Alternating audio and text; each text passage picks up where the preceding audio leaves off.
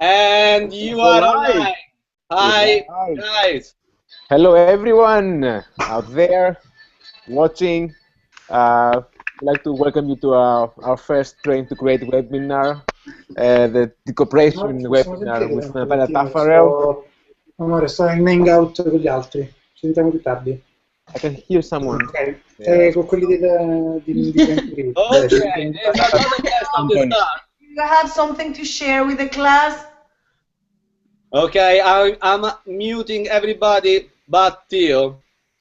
Yes, again, I would like to welcome everyone to our first webinar from Train to Create. We're here with all the attendees of Natalia Taffarel Retouching series London and Rome. Some of them as well, yeah. And Mirko Nicolò on the other side of my screen, and of course, Natalia Taffarel, which she will go through today some techniques. Thomas, I would like to thank for your lovely photos that we're going to use today for the seminar, and I'll give the. Shall we before quickly say present ourselves? Yes, like please. from left to right. Okay, yes, we can do that. Hi, Alessandro. Okay, hi everyone. I'm Alessandro, and can I say nothing? Where are you now? You in Rome, right? Yeah, in Rome. Sorry for my English stacks. Alessandro was one of the attendees of Natalia Taffarel Retouching workshop in Rome. Yes. Okay, and then let's go to next to Alessandro. Antonia, let me unmute you. Sorry, Antonia. Antonia, can you talk? Can you hear me now? Yes, I can. Loud and clear. Hi everyone, I'm Antonia. I work in a university, but I'm really into retouching. But I've just spent 3-4 weeks in the dark room, so I've been printing. So I'm really out of touch. So I'm going to be very quiet. Don't worry. That's fair enough. After 4 weeks in the dark room. Yeah. Check the Facebook thingy because Simon, Richard, and Oscar cannot join. It says it's full. Well, let me check. Sorry. Next, Conrad. Conrad. Can you hear me? Yes, we can. I live in Cambridge or near Cambridge. I'm a photographer. I'm terrible at Photoshop. I need to get better. But we all are. Don't worry. Thank you very much, Conrad. And Darren, how are you, my friend? We welcome you. Can you hear us okay? Can you see us all right? Yeah, I can hear you fine. Darren House. John Paul. Just a second. I need to know. John Paul is on mute. Can you talk? Yeah, can you hear me? Yes, perfect. Yep. Loud and clear. Cool. Yes, so I'm John. I'm a e-commerce retoucher, if you can call e-commerce retouching, and I live in Surrey in the UK, and I was one of the attendees to the London masterclass. Awesome. And let's move to Laura Camarata. Ciao, hi everyone. Well, Hola. most of you know me anyways, so hi. I'm Laura, I'm Italian but I live in London. I'm a photographer and I'm very much into retouching. I love Natalia. She's one of the, how do you call it, those people who travel on the train for free all the time? How do you call someone who doesn't pay for the trip in the train, but it's always Portoghese. Italian. Italian or something like this. It's just Italian, Let's move to Tom, the photographer who provided the images for today. Hello, Thomas. Hello. Yeah, I'm Thomas. I was in the workshop in Rome, but I actually live mostly in London. yeah, I'm traveling a lot. At the moment, I'm in Brussels, in Belgium. Yeah, you like it. I hate retouching. I hate editing. And, I don't know. I love photography. Photographer, so if you want But me. also, Natalia told me that my retouching is really shit. So. Yeah. Oh, don't listen to this crazy lady, honestly. Yeah. Oh no, it is. It is. Yeah. So I'm really happy that she will show me how to edit my pictures, and yeah, I'm really happy. Excellent. Awesome. So, Mirko. Okay, no, I just want to say few Can you more change words. that? Sorry, Natalia? Can you change the number of? No, apparently we can't. I was just working on it. I think we reached the maximum number of people allowed. Guys, I just wondered if I'm not going to show any images, shall I just watch it and then you can let someone in who wants to show some images? That would be maybe nice for. Totally up to you. That's really cool with me. Yeah, and then it lets one in. What do you reckon, Natalia? We can always. You can go to the toolbox. You can chat with us. Carry on to chat with us throughout the chat tools. Maybe we can. How do I? Oh, the toolbox. Hangout toolbox. Okay. No, not you, Mirko. Oh, sorry. Okay. Natalia. Anyway, I think we should just start now with Natalia's session, and whenever has a question and answered, he can leave the chat, and someone else can join us later. Meanwhile, we'll try to see if we can add more people on the I don't have a permission, Mirko, so I'm guessing you have the control of the settings. Yes, I do, but I don't see any option for increasing the number of participants. That is the only problem. But I don't. I mean, we can now. I mean, for instance, Antonia can leave at the moment, and when we start with the question, with the Q&A, people can rejoin. What do you think? Yeah, that sounds good. If I just say leave call, that would take me out, yeah? Yes. Yeah. If you close, and then you can come back with us. We lost Antonio. He's gone already. Miss you already. Yes, I want to swap Darren with Antonia if it's possible. I don't blame you. Better looking. Okay, let's start. Let's just drop all the boys and just keep the good-looking girls online. Yes. Yeah, I'll still watch. Okay, guys, I'm gonna mute all you. Yes. But Natalia, and so Natalia can start. Okay. Perfect. Cool. Okay. See you later. So. Ciao. You. Okay. Are we starting now? Hola. Yes. You are on now. Okay. Cool. Okay. Let's start. So Tom, okay, I can still hear someone. Maybe it's okay.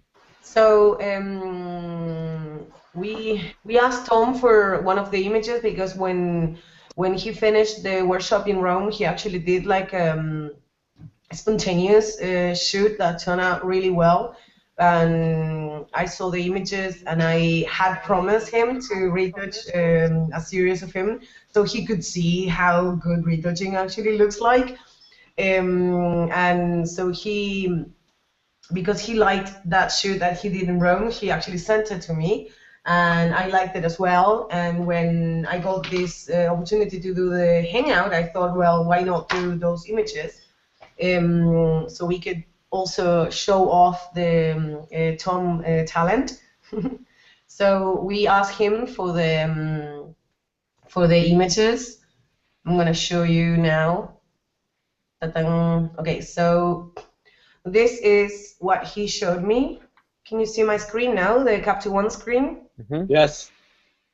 And these are not the actual originals. This is the complete raw file. Oh, this is gonna be slow. We won't stay in Capture One for long, but Tom actually did this toning on the images when he showed them to me. So I guess this is the direction he wanted to go. And even though I liked it, I really liked the blue shadows and the yellow greenish highlights. I I didn't like the fact that the pink in the styling got a bit lost with those tones. So I've decided to match what he did as my raw conversion. So this was the raw conversion. I recovered the detail in the highlights. I recovered the details in the shadows, so I could have a healthier file to begin with. And I also tone it in the way the photographer wanted to. But I still wanted to recover some of the pink. So when I did the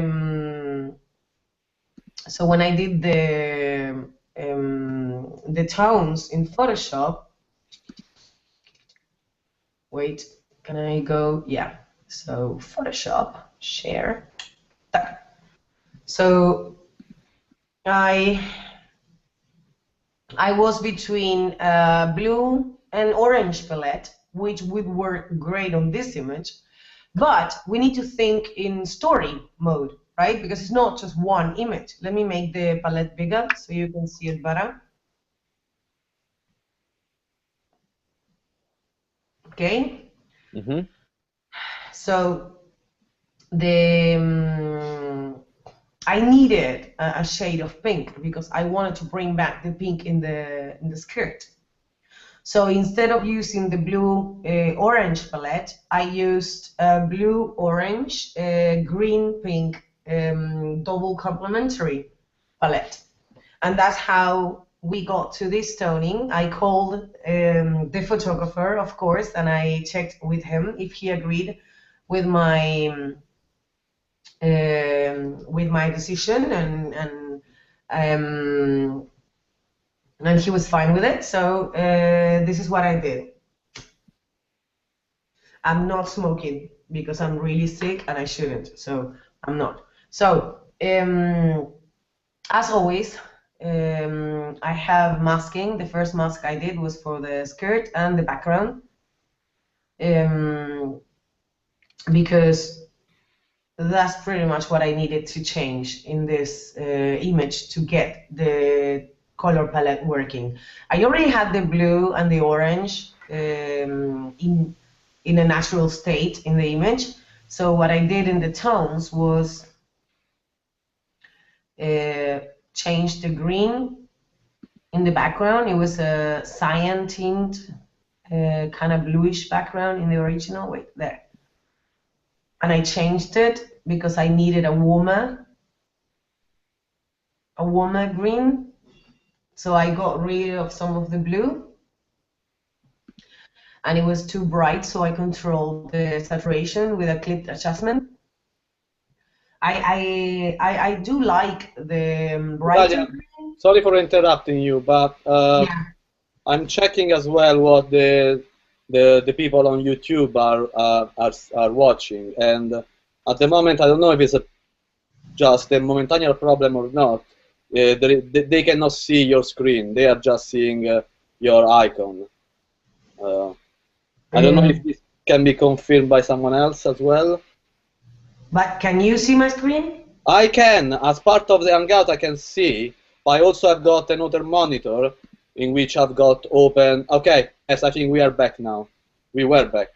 No, okay, it's a problem with your screen. I think people on the YouTube are not seeing your desktop. So I don't understand what we do. We keep going the way it is. Sorry? We'll keep going the way it is. We'll figure it out. Okay. So the next I needed to do, let me show both images at the same time. Tiki. Okay. So another thing that I needed to do in order for both images to work was to change the tint of the makeup. So I would have the pink in this image as well, which is a very important thing when you're retouching an editorial, because the story needs to work. It needs to have coherent toning. So the pink was very present on this image, but not so much on this one. So I made it appear in the makeup. So I made it, instead of orange, I made it pink. It's a very subtle change, but it makes the color palette work. When if the makeup was orange, it wouldn't fit. So this one also, the shadows were a little more purple than the shadows on the other image, so I fixed that. And I made the pink stand out a bit more.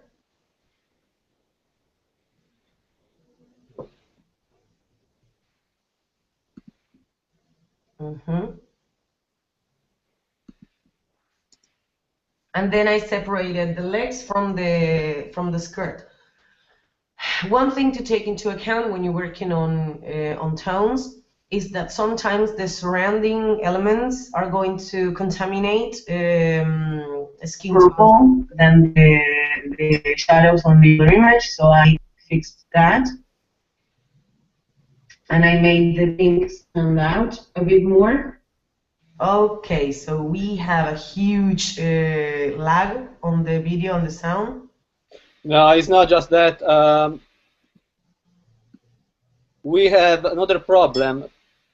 People online are not seeing your screen. It goes on and off, apparently. No, yeah, it goes on and off, and most of the time it's black. Okay, let's start over. You want that? Yeah, go back. Yeah, let's try to start over.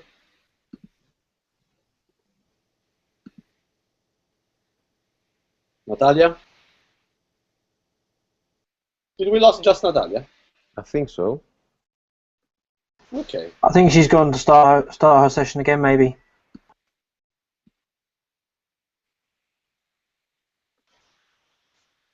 Let's wait until Natalia is coming back. Does any one of you know the good joke? Natalia should be back online. Yeah. You're back. Okay. Yeah, I'm just gonna share the screen and not one screen because maybe that's it. Hola, Darren. Now you're online for everyone to see. I'm gonna. Hello again. Okay, so here's where we were. I'm gonna close Capture One just in case it's too heavy. Okay, so can everyone see me now? We are seeing Simone, the fiere, at the moment. Yeah, Oh, I could see your screen a second ago. Yeah, Which is a good, is good looking guy. I can see him. He's in the kitchen, but I can't see you. Hello, Simone. Hola, can you see Theo now? Yeah. I can see Theo, yes. Okay, let's try. We're back. Okay, can you see Photoshop now? No, I see your beautiful face right now. Oh, that's not a problem, isn't it? No. At all, baby. No. Okay, let's try again. No, share the screen. Yes, I am sharing the screen. Okay, so. Okay, back, perfect. We're back, yes. Okay, what do you see now? We see your Photoshop. See, but which, do you see two images now? No, just one. Yeah, that's the problem. I'm showing two images. I see just one image. Exactly, because Google, okay, let's try something else, wait. Can we do it one by one, better, without... No, because it's a story, and I kind of need to show that how you work in a story. Okay, so, pantalla, okay, let's show the screen. Just all the screen, okay? Can you see Photoshop now? Yeah, we see a black screen. Yes, yes. Okay, so can everyone see it? Yes, we can, I think. Yes. Double check on what the viewer on YouTube are seeing. Yes, yes, they're seeing it. Okay. Yeah, So, okay, cool. Once again. Yes, so the idea was to match the images and make them work together. So I really like the pink in the dress. So I needed to separate that from the skin, which is what I did, because the skin needs to be orange to fit the color palette.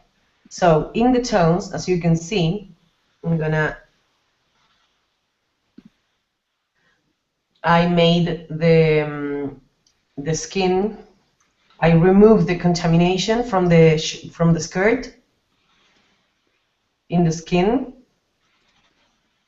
So now the skirt is pink and the skin is orange. And I did the mask wrong, so I'm gonna fix it now. Right over here. There we go. Perfect. So, and over here too. Perfect.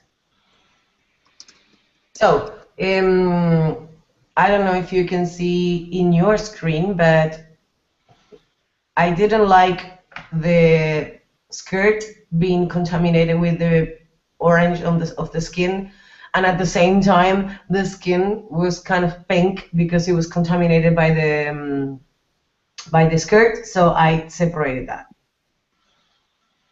I made the skin orange and the skirt pink. And in the other image, I needed to include the pink, which I already said it, but I'm going to say it again for those who couldn't see me. So what I did was tint the orange makeup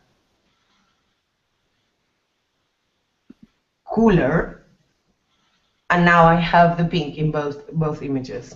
Okay, so that's how I applied this color palette in both images, using masking and adjustments.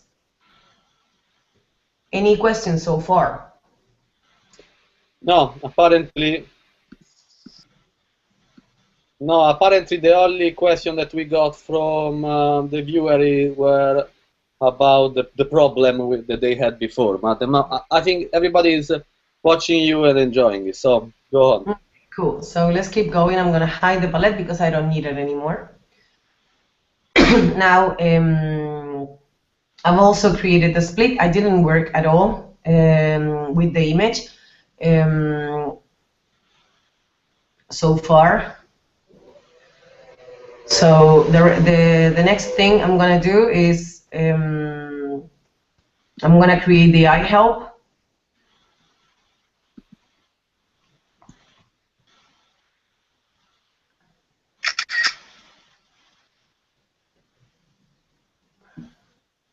I'm going to desaturate the image and create a curve in multiply, so I can see all the tone, all the inconsistencies better. And as you know, underneath the tones, I'm going to create the dodge and burn. This is all part of a very organized workflow that my students already know that they are supposed to keep their workflow organized. And now I'm going to do a little bit of dodging and burning. This is my lighten curve, and that's my darken curve. Yeah, the curve part was not necessary. Oh yeah. So now what I need to do is I need to remove like some of the there. She's got really nice skin. That's why I'm going directly with the dodging and burning instead of cloning and healing. First of all, because it's a fashion image, so this is going to be like, unless it's a campaign that is going to be printed big, like in billboards or backlights, this is probably going to end up in a magazine. And it's very important when you're retouching to take into account the print size, the output. Otherwise, you're going to retouch a lot, like texture and details, and it's pointless because it's not gonna matter in the end because it's not gonna be seen at the print size. So all I care now is about making the gradients even.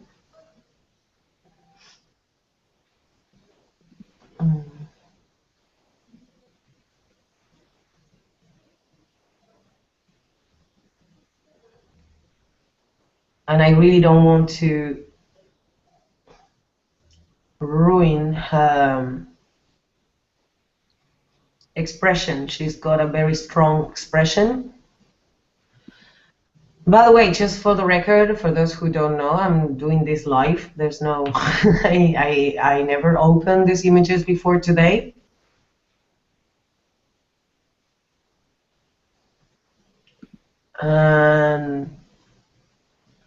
Nat, we have a question from one of the viewers on YouTube. Do you prefer that we wait till the end? No, tell me. Okay, it's from Rinat. Sorry for pronouncing wrong your name. He's asking, do you always work on the overall contrast and the color toning first, and then work on the other cleanup work? Yes, actually, I always do the general toning first, and I have a really good reason, actually two really good reasons to do it that way. First of all, because I can show the photographer this. I can say, hey, this is where the image is going. So they already have a pretty good idea where the image is going to end up. And that's the first reason. And the second reason is when you know the saying that the tree covered up the forest, the mind perception has this quirk that if you focus on detail, you can't see shape and color. And if you get distracted by something, then you can't see everything else. You're blinded to everything else. So when you have an image with the color not done, then you see it as ugly, right? You perceive it as ugly, and you're working on the skin, on the texture, and you end up retouching the image way too much because it never looks better, and you're trying to improve the image and you can't, because the problem is not in the texture, the problem is the color or the light. So if you don't do the color and the light, which is the general, which is the more substantial thing in the image, then you will over-retouch the texture. Right now, because I have the color already done, right? Then the retouching I need to do on the texture is minimal. That's why I always do the toning first. No feedback? No. Perfect. I was letting you. Speechless. That's all. You left us all speechless, following your flow.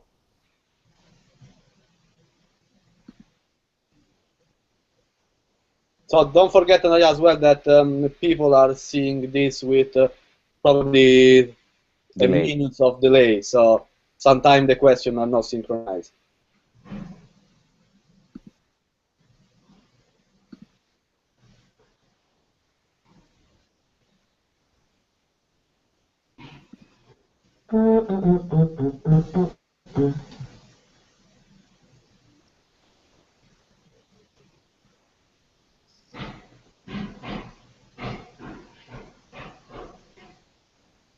I only zoom in when I can't do something from the far. But if I can do it from the far, I do it from the far because, again, I can visualize the whole image and I don't get distracted by little details that won't be seen in a print. So the more you can zoom out on the image, the better when you're retouching.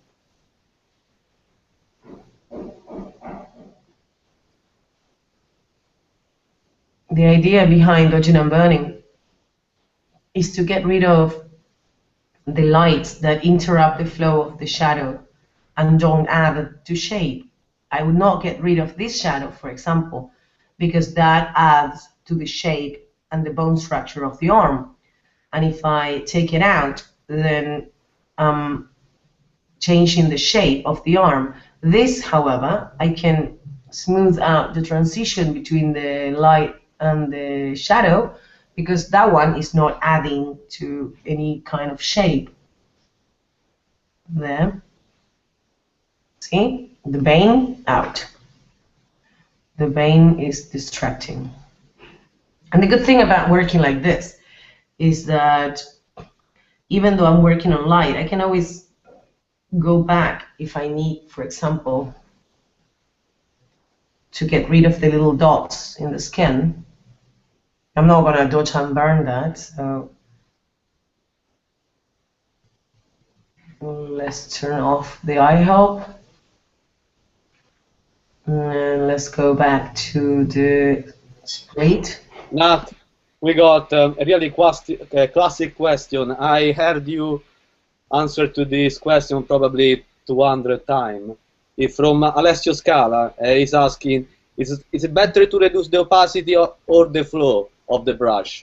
Oh, okay. Yeah, but that's actually a good question. Yeah, no, it's just that I heard you so many times reply to this.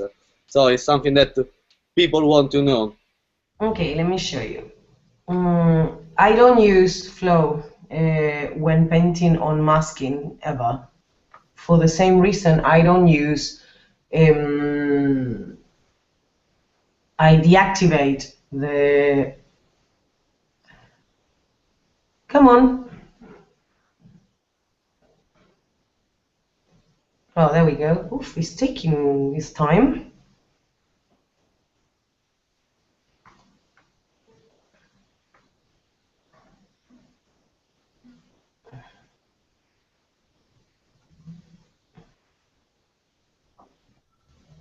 Oh, I see.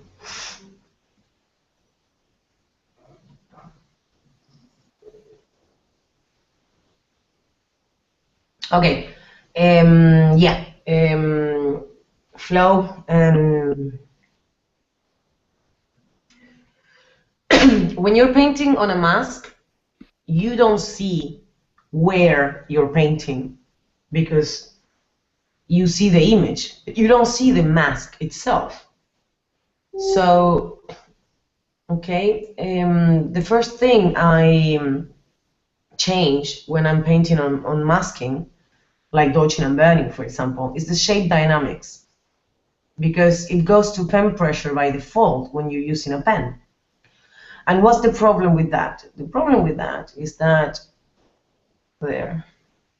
that when I see my brush with this size, I want the brush to paint on this size. And when you have shape dynamics on to pen pressure, what can happen is that what you paint is not the size of the brush. And then you think you're painting inside a certain line and you're not. Because depending on how much pressure you apply is the size of the stroke. Now, a similar thing happens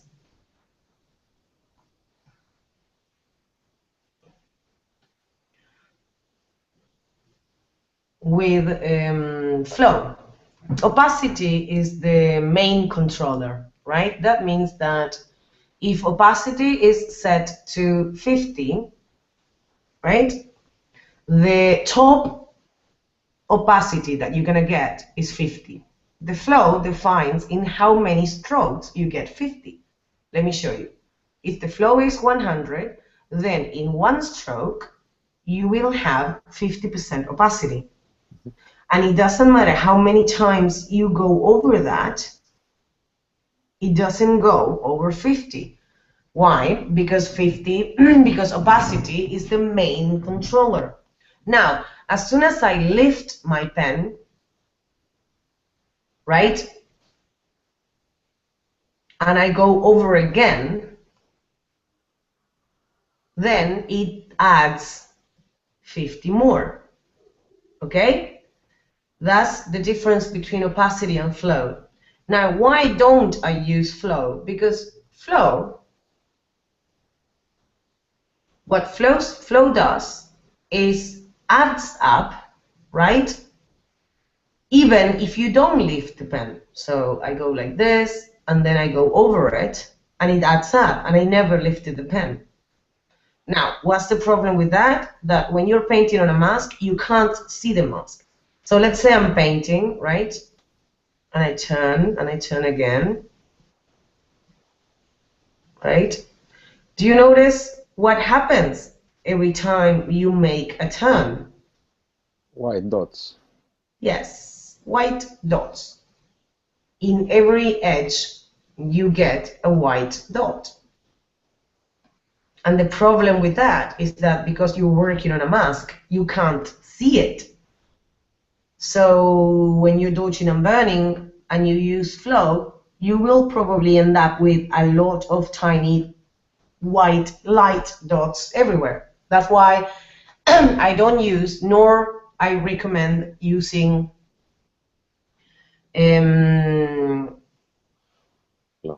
flow, thank you, when dodging and burning. Just as a reminder, I'm really, really sick, so my brain is only working at like 30%.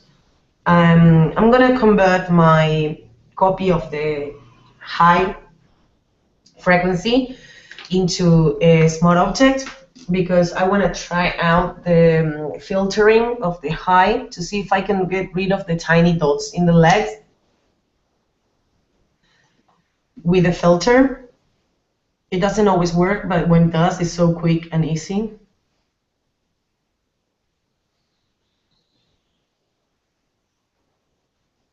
If it doesn't work, I will have to do it manually. But oh, by the way, I'm working in 16 bits, so I might change that now, so it's faster. I already did the color.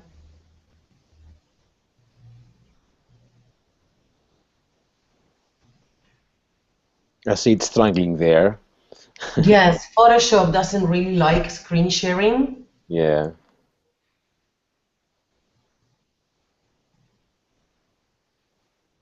That's why I'm converting the image to 8 bits, so we don't have to struggle so much.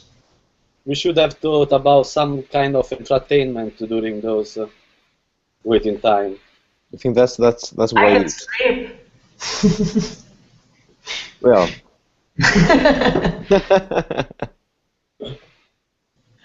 Okay, so noise and dust and scratches. Let's see if that gets rid of the tiny little dots.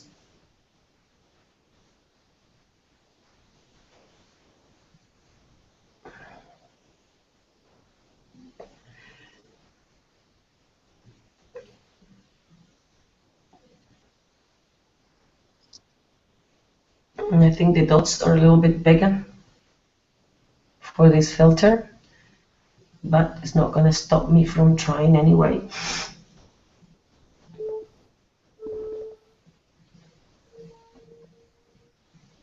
And I'm using the radius to define the size of the little dots, and then I'm going to use the threshold to recover every other depth that is not the one of the dots. So that way I recover all the texture except the one that bothers me. Only works with patterns because it's dust and scratches, so the name of the filter tells you that it only works with dust and scratches. So the funny thing is that hair on arm is pretty much like scratches, and points on legs are pretty much like dust. So that's why I thought of using this filter in a high pass to get rid of dots in legs and hair in arms.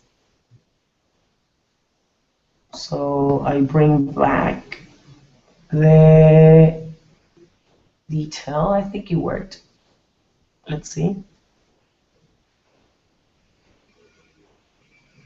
Yeah, it works. So in this way I can maintain every other bit of texture, but get rid of the one that bothers me. And because it's a smart filter, that means it has a mask. So see the hair in the arm? I can just paint it off. Bye-bye flow. See? Bye-bye hair.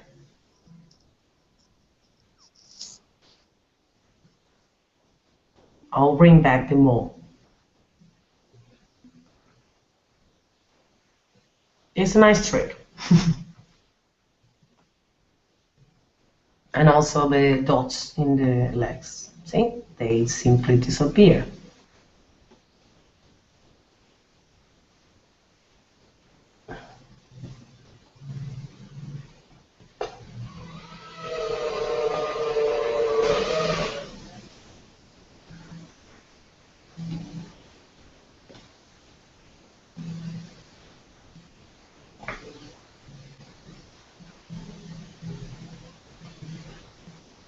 Did you remember this? Everyone is muted. It's kind of lonely now because I know that, but Yeah, I remember it. I remember it. good, thank you. Okay, I'm also going to use it to get rid of some of the, the fabric has shine and that's perfect, but some of the shine is like grouped. So I'm just gonna get rid of the ones that call the eye or create a pattern, so they don't call the eye too much. It's really useful for like little hairs on fabric, and I'm unsure of what to do with hair huge mole. I usually leave moles, but this one is quite distracting.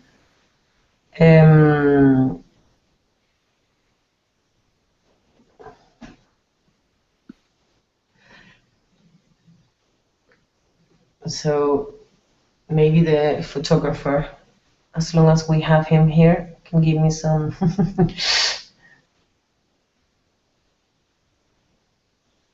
Doing some healing now. This is what happens when you zoom in, you know? Oh, I don't like that either. Does it bother you, the gray thing following you around? I always get rid of it. Just click on show overlay and it's gone.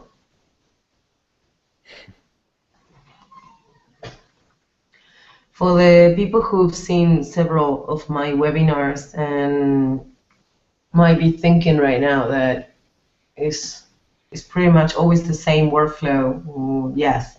So yes, it is. Yes. But it's actually good that people see that it's always the same workflow, because they don't believe me. But we need to remember that a picture is tone, color, light, and texture. That's it.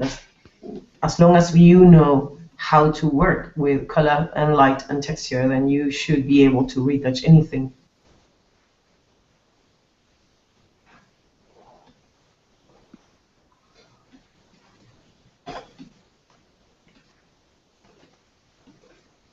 No questions? YouTube is so quiet. No, at the moment there are no questions.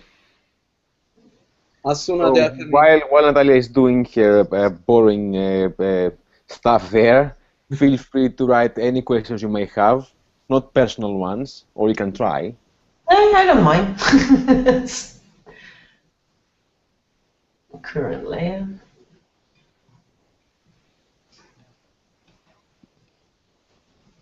It's a really beautiful model, by the way. What's the name of the girl? Thomas?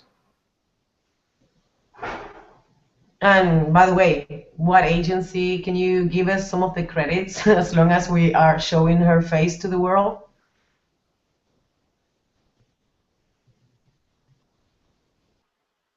Thomas is muted, I think.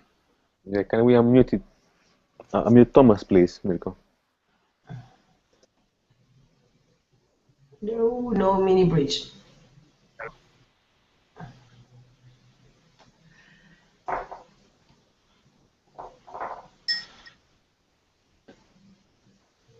Yeah, it would be nice to have like the credits of the image because Yes. without Thomas the is good now. Tom? Yeah. Okay, yes. Natalia's, she asked about the credits about the model and the agency, or tell us about you know, the makeup artist, the makeup stylist. artist, the stylist. Yeah, you want to know now? If you could, if you have any information so around. people can know. So yeah. Uno momento. Yeah, that it takes a village, you know, to make a good image. It's not just photography and retouching. I know you agree with that. It does. Thomas, just look for this info so we can either post them later on. Oh, that would be nice, yes. Okay. We will put all the link for crediting correctly all the people involved in that fantastic project of yours. Okay. Okay, I give you in the end, yeah? Yes, sure. Don't worry. There's a Okay, question since we are here, Natalia, John had a question as well. Let me unmute him. Oh, I'm going to ask it. Okay. Just a second. It take a while. I don't know why. We can hear you. Can you hear me? Yes. Can you hear me? Perfectly. Yeah, I just wanted to ask Natalia, do you, obviously you try to keep quite zoomed out for dodge and burn, do you also always try and keep pretty zoomed out for cloning and healing as well? Well, depending on the print size of the image, yes, because if I go into too close, then I, sorry, then I end up working way too much. And it's not always necessary. So yeah, for example, right now, some of the things that I'm doing right now are completely not necessary for magazine print. But I already zoomed in, so now I've seen them and I need to fix them. Okay, thank you. But usually when I'm doing, for example, like a catalog, I tell my employees to not zoom in. Like, don't zoom in closer than 100, than 50%, because you will end up doing more than you need. And the problem with doing more than you need, other than the time that you lose, is that you lose details, texture that would add to the image. So you make the image worse, depending on the print size. Mm-hmm. It's always better to keep as much texture as you can.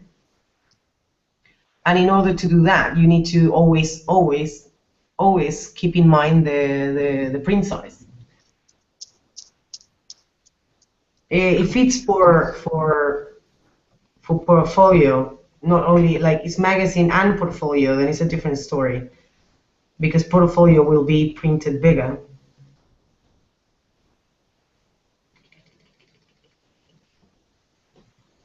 Any more questions? Anyone? I'm doing, by the way, now I'm not working on the split, I'm working on an empty layer in Darken. You can also find plenty of videos and one of my very own doing this same thing. Cloning in Darken for hair. Okay, Nat, I just want to reply quickly to Srinath. I hope that is his name. He's asking if he can ask client-related questions. Of course. Yeah, the answer is of course, so feel free to post your question and Natalia will answer.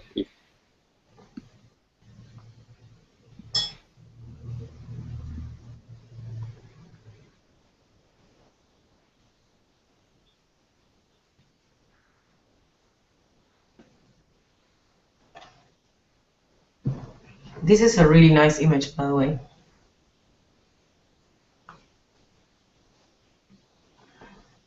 Okay. Okay. Needs to fix a. This is where you want to kill the stylist. There's no other.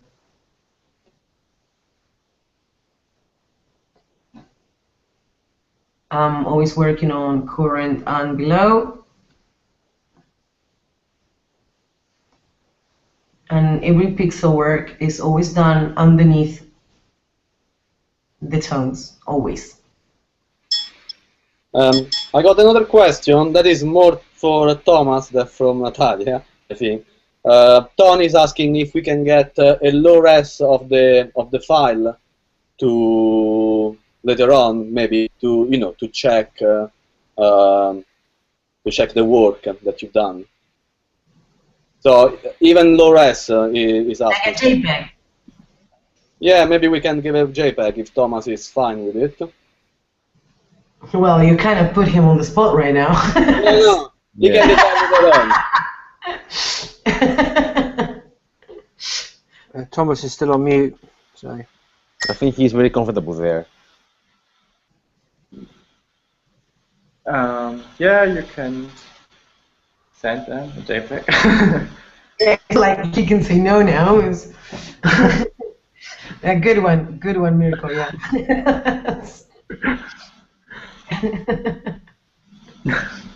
Just maybe put a big logo of my name. Yeah, exactly. Like on the face. Across. Yeah. Across the picture like this.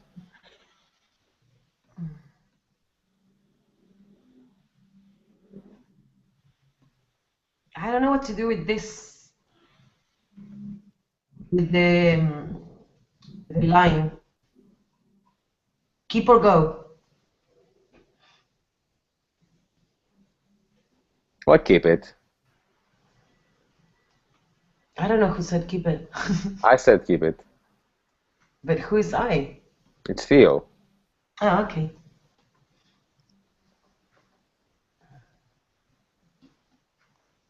Dun, dun, dun, dun, dun, dun, dun.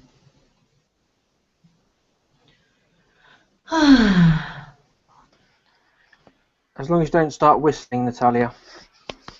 Yeah, I don't know why I always sing Christmas carols when I'm retouching. I guess it's because they are like open source and I can't get sued, so I gotten used to doing that. What is it called? Like when it's not, it doesn't belong to anyone. The song. Common. Yeah, common Common free. license, Yeah. common License, yes, because maybe it's that, because I know it's common license. But every time I'm recording a video, I'm always.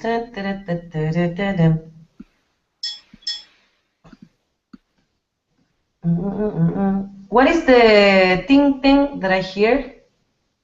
I think it's. I'm sorry, it's me, Natalia. It's when I unmute the sound. Oh, okay. Okay. So I'm gonna do a little bit more of touching and burning. Because Jingle bells. Yeah, I'm laughing as well to John. what? No, he says he John is asked about the requesting ding, to ding, ding. sing Jingle John Bells. said jingle bells. Ah, okay. Christmas spirit in the middle of summer.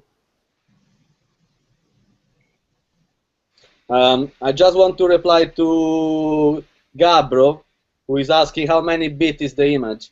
And I think you are now working on 8-bit, isn't it, Natalia? Oh, yes, but just because of the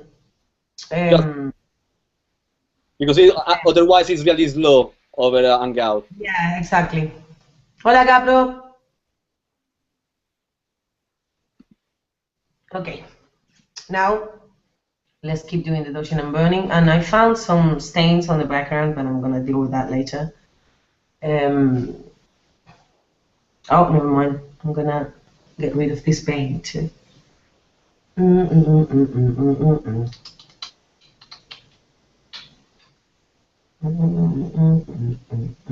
Normal. Nat, since you are singing, so this is the question from Srinat. He's asking, he said that he's working on a personal project of a client, okay? So it's a personal project for a client. He said that most of the photographers don't give specific markups a reference for the images. What should they do? Should he ask for them, or should he do by himself? Well, that depends. I always ask for references, always, especially when I don't know the client. When I know the client, then it's easier because I know usually where they go or where they want to go with the image. I know their style, so it's different. But if I don't know the client, I always ask for reference, even if I'm not given one. Whoa, I need to fix that. Perfect. Thank you, Nat.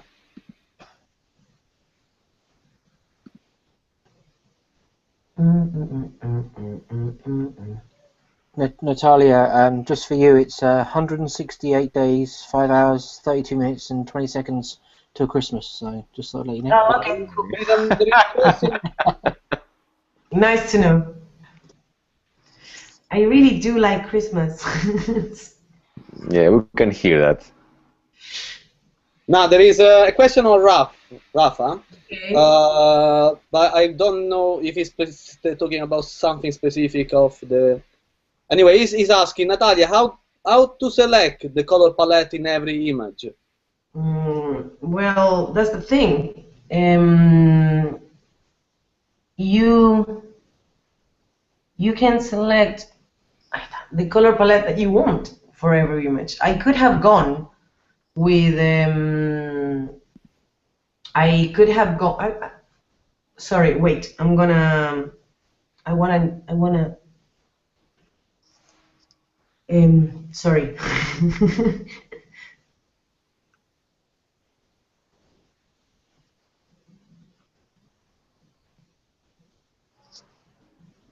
I need to create a fake ending here.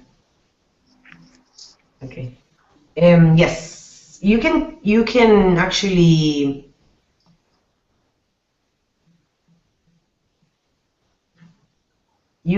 select any color palette for any image.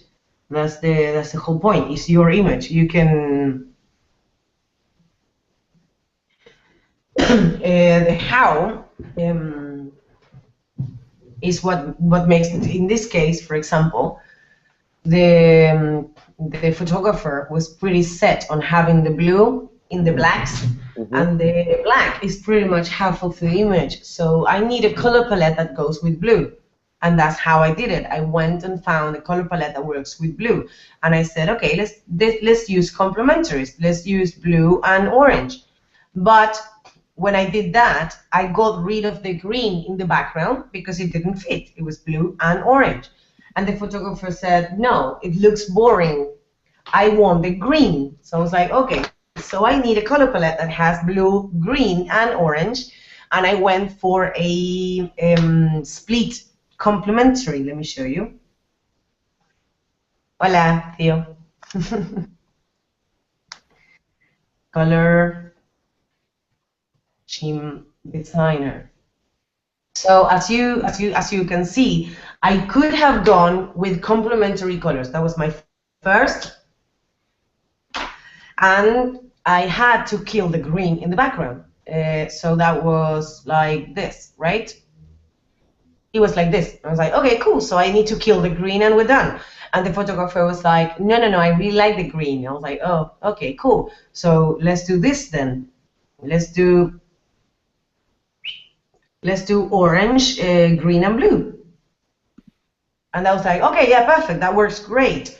But the other image has a pink skirt. I was like, oh, okay. So, and you want to keep the pink? Can I just make it orange? No. I really would like it to be pink. Okay, cool. So then we need a color palette that has both green and blue and Green and pink. Yes, and orange and pink.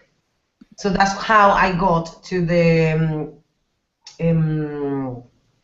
opposite, like the double complementary palette.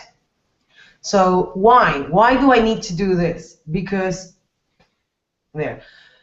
because I don't know exactly which orange, which blue, which pink, and which green I need. So, well, I do know. I know because I've been working on this for like 10 years, but you don't probably. So because you don't know, then this can help you. Because once you do this, you can go to adjust the themes and then go like to the base color. It's not going to be this pink. It needs to be like a pale light pink. So you adjust that. Just pay attention here, ignore the borders.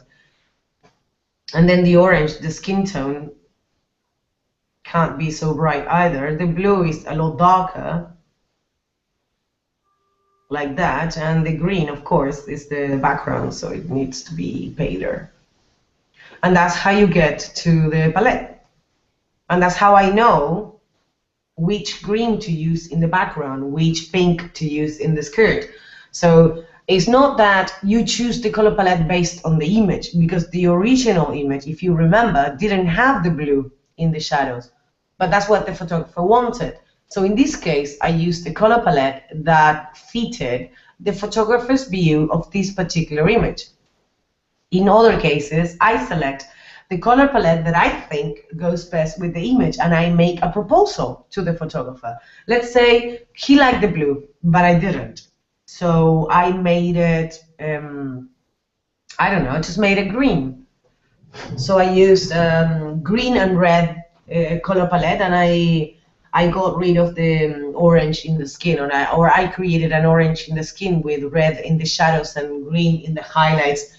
And I presented that to the client and see if he liked it.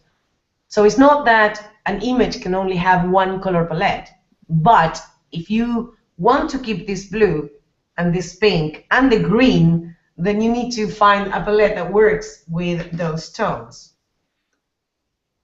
So how do you select a color palette for an image? Understanding color theory and how harmonies work.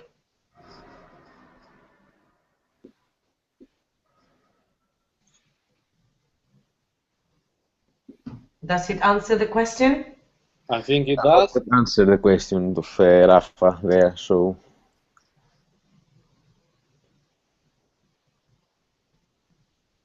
I'm gonna do a little bit more of touching and burning.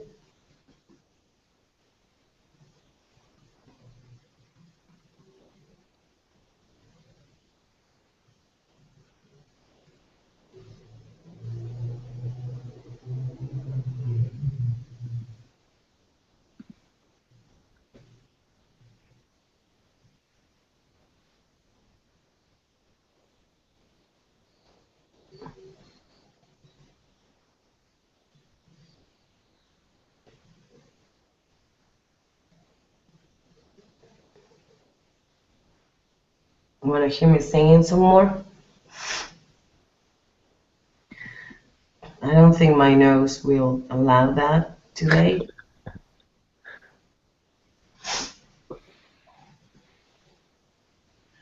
The reason I'm sick is because touring for 2 months was not enough, so I came back to Buenos Aires for like 4 days, and I went to Chile, and it's really cold in Chile, like really, really, really cold.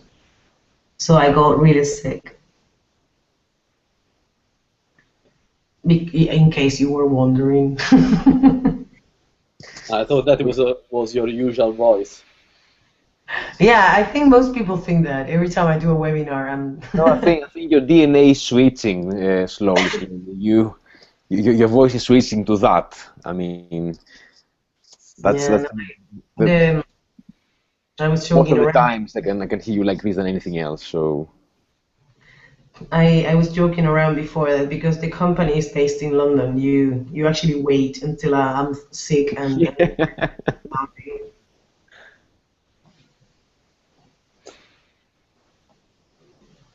There is another question of Rowan in this about the color palette, and I just asked you. He said, Rowan, do you color sample off the color palette, or you use just as a reference? No, I use it as a reference because when you color sample, you get used to working with numbers. And if you get used to working with numbers, you never learn to see color. Someone gave me a really good example, right? If you're gonna hire a retoucher, you show them a neutral color and you ask, what color is that? I think it was John, right? Yes. And they go gray, and you need to ask them what tint, what's the dominant. And if they don't know the answer to that, then you don't hire them. I think that's the test I'm going to use with every retoucher I hire from now on. It's a great test. You need to learn how to see color. And if you work with numbers, you will work with numbers for the rest of your life. So no color picker. Okay, there is another important question from Fritz70. He's asking, who do you think will win, Argentina or Netherlands? Oh, you're asking the wrong Argentinian. I know. What's funny to ask? Honestly, I have no idea. Like, no idea. I wish I did, because yesterday I could not be on Facebook because everyone was talking about Brazil and Germany, and I had no idea what was going on. And then I found out that they lost horribly. Yes, 7-1. And everyone in Argentina was really happy, and the only thing I could think of is, oh, don't celebrate beforehand, because if we lose tomorrow, they're going to make fun of us forever. So yeah, no, football is not really my thing. There's another question from Robert, saying hi to Robert Lang. Hello, Robert. He asks if would you normally tidy the folders, the folds on the pink fabric more than that? Well, I am actually. That's oh no, wait, this no. That's nice. That's pretty. I would get rid of this line, but I'm still thinking about it. No, I only get rid of the ones that distract me, and then I make them like more obvious, like this. I got another Did you answer to Robert? Yes. Okay. Yes. Anyway, hi Robert. There is a question. I knew it. I know, because we know him. Yeah. There is the question from Victor Morales. He's asking, this is a classic one.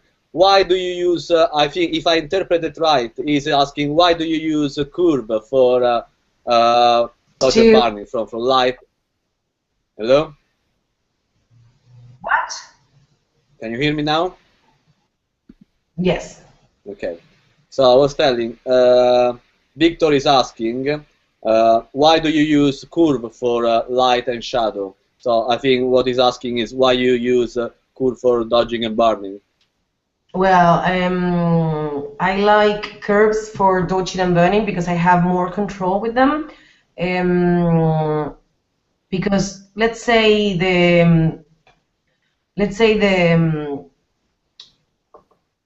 okay, there we go. Let's say I'm dodging and burning, and I lift a really dark shadow. Right? Let's go here. So I lift a really dark shadow, right? And that creates a color shift. And if I'm dodging and burning with a gray layer, I will create a color shift. And if I need to fix it, then I need to create another adjustment on top and fix it on top. But now, because I'm working with curves and I'm painting on a curve, there, and I'm painting on a curve, then I can create an adjustment, right? Clip it, so it only affects that curve. And now I can see what's going on. It's shifting to pink, so I can shift it back to yellow and desaturate it a little bit. And this mask should be white, by the way. I don't know why it turns black. There we go. See, so I can click this adjustment to this curve, and the adjustment will apply automatically wherever I painted the lights.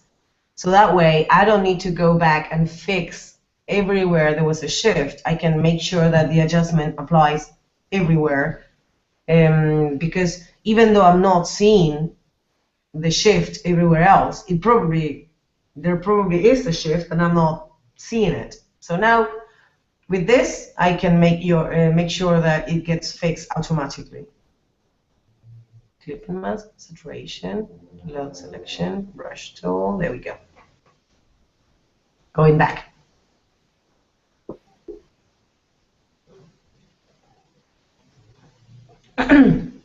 I use curves because they give me more control. I need to fix the texture a little bit more. I love working in this way because I can always go back.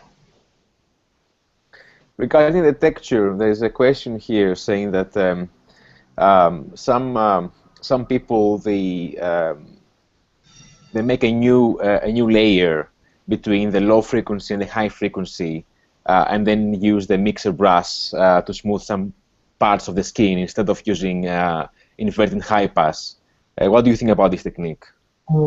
Okay, what they are doing is a form of band pass. Basically, what you're doing is you have the texture here and the shape here. So I used a radius of 10 to create the separation, right? So that means that every texture contained within a size of 10 or lower is here. Let's put it in normal, right? There. So every texture contained between a radius of 0 and 10 is here. So where is the 11 texture? Here. The 12 here in the low. The 25 here in the low. The 45 in the low. So every time you create an intermediate layer to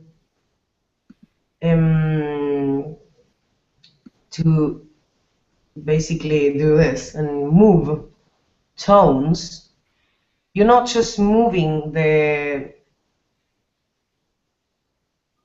shape or the color, you're also painting on top of every frequency of detail that is not 0 to 10. So that's why it looks fake after you do it, because you are actually covering up a lot of middle frequencies that make skin. Is that clear? Yeah, I think it's clear. Yes, it's for Matt Dobry. He asked the question. I hope we answer your question there. Also, we have a lost soul confused about things. Srinath Maliswamy says that after your suggestion, he tried to read Kandinsky's Point and Line to Playing book, but he's finding it a bit difficult to follow. Yes. Any suggestions to understand better? No. And again. Yes, that's why I like what I do. I consider the first day of my workshop the Kandinsky for Dummies version. That's true, actually. Yeah. When I read the book, I had to read it several times to understand it, and I translated to dumb for myself, and that's why. And that's why the workshop is good, because once I've translated to dumb, I can actually explain it in dumb version, and people understand it, or I want to believe that they do. The students that are present today can actually vouch for the fact that they actually understood composition. because of the explanation, or deny it and show me that I'm making all this up. Yeah, Darren has left the room. Listen, I've got a quick question. I know that you can reply very quickly. Nemanja is asking, what about putting dodge barn curves to luminosity blending mode? Yes, it's actually one of those questions that get asked all the time. Well, I can't show the pen now. So the answer that I usually give out in workshops is not available. But you can do this exercise yourself. When you pick up an object of color in the darkness, you don't see the color of the object, right? But when you put it closer to a light source, then you see the color. That tells you that more light, more saturation. When you put the curves in luminosity mode, you don't alter saturation at all. So when you lighten a shadow, it turns gray, and it shouldn't, because more light, more saturation. So I usually control the saturation shift with an adjustment instead of luminosity, because then I can control how much more saturation I want. But that shift in saturation is needed. You're smoking. Otherwise, it's not realistic. And you need to try and avoiding everything that is not natural when you're working with an image, because every time you do something that disrupts the naturality of an image, you risk the image to look too perfect or unreal. And every time something looks unreal, it just steps away from photography. The job of a retoucher is not to turn the image into a drawing, is to enhance whatever the intention of the photographer was at the time of making the image. So we try to keep it as natural as possible. It's kind of weird having the photographer watching. Usually that's not the case. Let's just hope he got bored and went to the kitchen or something like that. No, he's still there watching you. Can I ask any of our attendees here down any questions? Move your hand, make me some signs. There we go. I have John. Mirko, can you just give him some sound? Hey guys, yeah. Can you hear me all right? Yes. Yeah. Cool. Hey Natalia, just a quick one. I wondered, coming back to color palettes, do you ever use the cooler? Sorry, excuse me, the cooler extension within Photoshop? No. I mean, I haven't I haven't checked it out in a while. Maybe it's much better now. But it didn't used to be that way. I liked Color Scheme Designer better. So I would have. I can't say Color Scheme Designer is better because I haven't seen Cooler in a while, and maybe it's not. It's quite cool. You have to check it out. Yes. Nice. Sorry, John. Yeah, carry on. Yeah, no, sorry. I just wondered, do you have like a preferred adjustment layer for applying tints, or for introducing a color palette, or do you just think whichever one you sort of fancy at the time? Well, actually, it's I like answering like this to that question. Let me show you. Let's say that's the problem with gurus, right? They usually tell you there's only one way to do things. For example, let's say I want to make the skin gold, right? So then I will probably get rid of some blue and add some red. maybe selectively so it looks not monotone, right? There we go.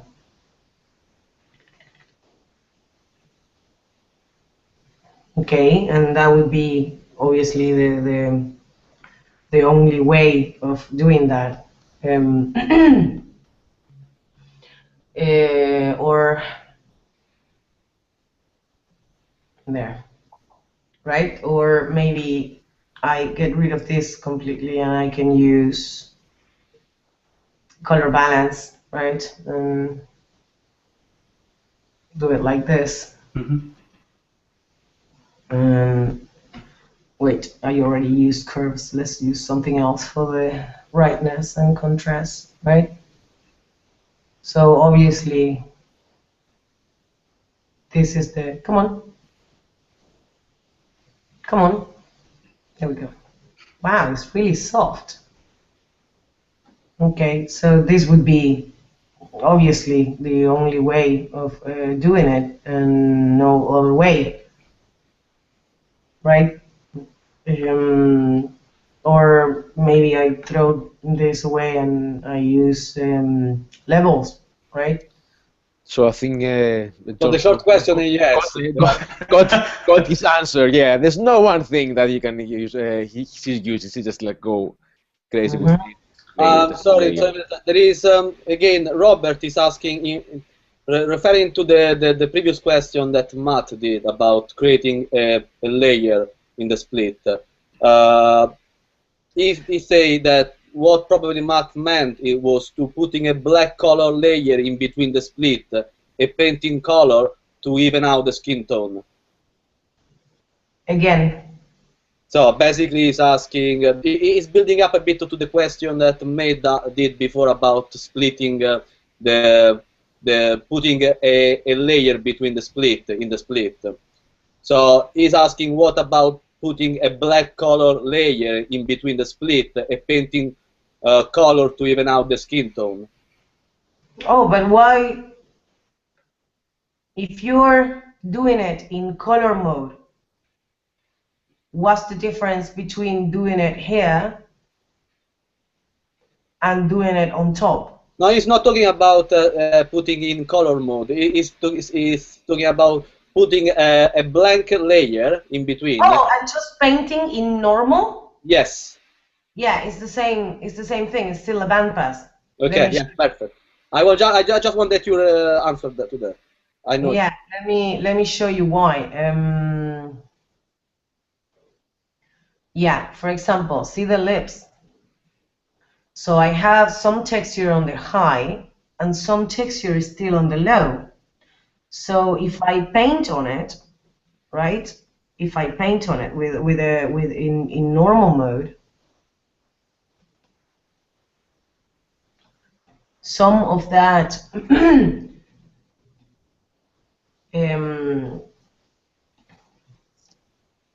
I'm not just painting color, I'm also painting shape. See how it goes flat? Yep.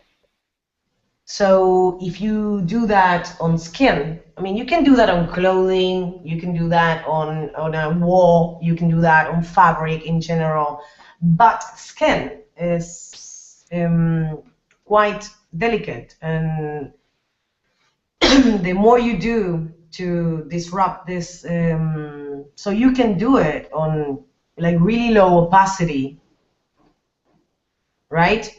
A little bit to even out the tones, but the more you do it, you know that you are changing also luminosity, so shade.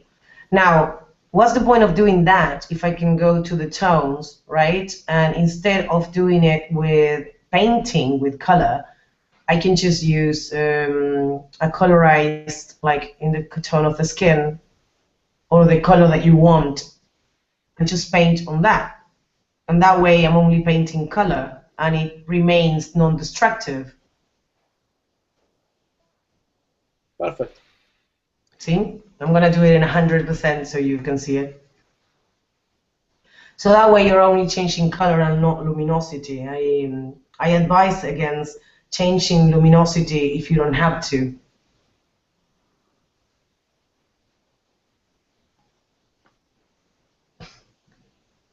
I'm almost done, so.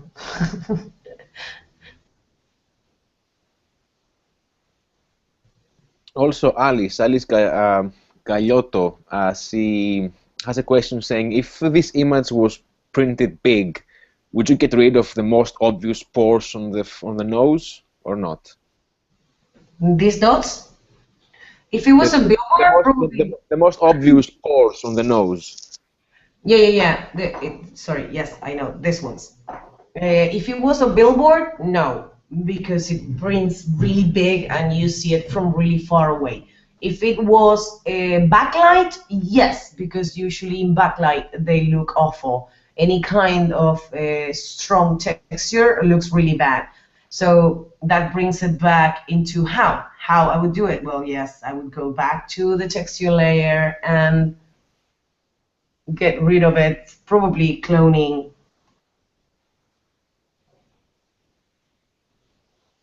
But I wouldn't get rid of the texture. I would just get rid of the really dark ones that call the eye too much, or the really light ones that call the eye too much. And I wouldn't heal, because healing would replace the texture completely, and I don't want that. I want the texture a little bit lighter or darkened according to what I'm working with, like that. Oh, I moved it. At some point. Thank you, Alice Gagliotto, for your question. I've got another quick one from Srinath. He's asking, when Train to Craze and Natalia go to India for a workshop? Well, I posted on my Facebook that the next trip is to Africa, so India will have to wait. Anyway, this is something that we discussed also with one of the participants of Natalia Taffarel in Rome. And if myself and Natalia don't kill each other the next year, we could do something in India. Well, I'm here to keep the balances, don't worry. I think I was talking to someone the other day. People really don't want me to go to India because people from India can actually afford to charge a lot less, and that would create a lot of how do you call it, unfair competition. And I don't think such a thing exists, like unfair competition, because someone can charge very little money for like the first year or so until they build a portfolio. But they would be really, really dumb if they could charge 100 euros and they would still charge 5 because they can. So no one, I don't think no one is like that. I think people in India can charge as much as someone in Europe, which would even out the unfair part of the competition. Wouldn't you agree? Yes. I'm literally asking the person from India watching me. Okay. We're gonna wait for his answer now. Any more questions from the panel, guys? So his? I thought it was hers. No, I think it's him. You can move your hands. We can give you some sound. Any questions down there? John? Let me unmute John. John, just wait. Alessandro as well, he has a question. I think okay. I saw him moving as well. John? You next. Cool. Yeah, just a really quick one. I wondered, in the case of this image, would you get rid of any of those stray hairs along the hairline at the sides? Oh, no, not at all. Wait. No? This? Oh, hang on. I think you might have got rid of some. On the outside? Yeah. No, not at all. Okay. Unless the client directly asks me to get rid of those hairs, I don't see the point. Cool. They add to the naturality of the image, and the more I leave them, the more I can do to the skin without you noticing. Perfect, thanks. Alessandro? Wait. Do you hear me? Do you hear me? Yes, perfectly. I feel quite uncomfortable. Ale? Okay. You hear me? Yes, perfectly. Okay. I feel uncomfortable to ask a question in English. So can I speak in Italian and Mirko help me? Give it try in English, and then if it doesn't work, I'm gonna translate. It's okay? Okay, okay. My question is about mask on skin. If I want to change the color, the hue of the skin, I want to know about the density of the mask on the skin, because if the skin... Yeah, no, the mask needs to be perfect. Like, for example... Perfect density? Full density? Yeah, you make the mask completely white. Let me show you now, because I can do that now. It's an easy mask. Okay. Let's go to the channels. Okay, none of them work, so let's make up a channel that works. Okay. Okay, let's make the red lighter. Yeah, perfect. And the yellow lighter. And now I'm gonna go here and save, select, save selection, skin. Let's call it skin. Because I cheated and I did the masking before. I already have the background mask, so I'm gonna get rid of that in the mask, and I already have the skirt mask, so I'm just gonna get rid of that too. There, and now I can just adjust the levels a little bit, and the rest, as you know, because you were in my workshop, you can just paint, right? So the mask needs to be completely white, okay? Okay. And then, there. Okay, I can get rid of the lips later. There. Because if it's not white, then you're not changing the skin completely. What you're changing is either the light of the skin or the shadow of the skin. But if you want to change the color of the skin, then you need the whole skin, not just the highlights of the skin. So the density of the mask needs to be completely white. There. Just. My question is because if I want to play with the shadows and change the color only of the shadows on the skin, I think that the mask on the skin doesn't be all white, but with the variation of tones. Okay, now I understand. Okay. Okay. And I also understand why you wanted the questions translated. You know what I think about. No. I understand. What he's asking is, what if I only want to change the shadow of the skin or the highlights of the skin? Well, is that what you meant, Alessandro? Excuse me, non ti ho sentito. I didn't see. Is that what you meant? What Natalia said? Yeah. Exactly. Perfect. So the mask is going to contain what you need. I usually make a mask of the skin like this, right? Entirely white, because maybe you want to change just the shadows. Then perfectly. So you do it. Yeah. So you go the skin. So you go to RGB. You select the light, right? Yeah. Come on. There. You select the light and then you invert that so you can work only on the shadows, and you go to the tones and you add, I don't know, you add green, right?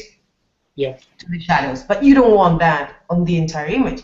So you go to your skin mask, right? And you select that, and then you go back to that adjustment that you did, and you get rid of anything that is not skin. So even though the adjustment is applying only your shadows, now it's applying only on the shadows of the skin and not the entire image. Okay. Not that you would want green shadows, but... Thank you. We have a question from Cyprus, and I need to say a big hello to Valeria. Ciao, Valeria. She asks how to remove really big or really big red or brown birthmarks from models body without making it look weird. Probably. Well, birthmark can be a texture issue or a color issue. I think she means color issue more than texture. Yeah, but the thing is, for me, okay, it's not birthmarks or or hair or bruises or cellulite, okay. For me, is it texture or is it color or is it, so if it's color, then it needs a color adjustment. If it's color and light, then it needs a color and light adjustment. Mm-hmm. If it's texture, it needs to be cloned or healed out. But I wouldn't know because I haven't seen the particular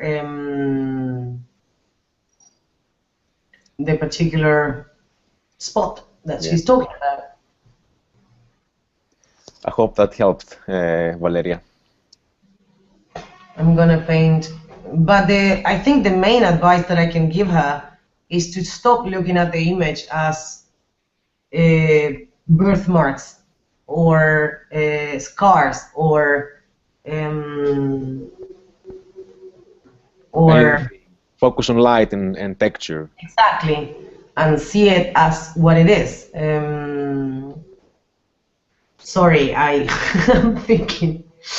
I'm fixing this, so I'm kind of unable to do two things at once. Another funny question from Daniel Foderaro. Yeah. He said, "Would you repair the tip point of the nose?" Oh wait. Actually, I know what it means. The same question I've been asked by a couple of people. Okay. Pretty girls make awful models, okay? Usually pretty girls have really round faces and well, perfect everything, and models are nothing like that. What makes her interesting is the fact that she has tiny eyes. They are very separated. She has a strange looking nose and a tiny round mouth. She has very square jawline. So if I fixed being the keyword, right? Any of that, she wouldn't be interesting anymore. And her look is one of the main things that makes this interesting. It's true. So no, I would not change her nose. Retouching is not about making people pretty. Daniel, that's your question. That's your answer to your question.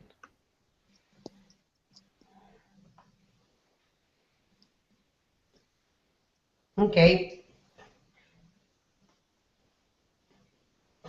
Now I'm adjusting like really, really fine details, but I'm pretty much done.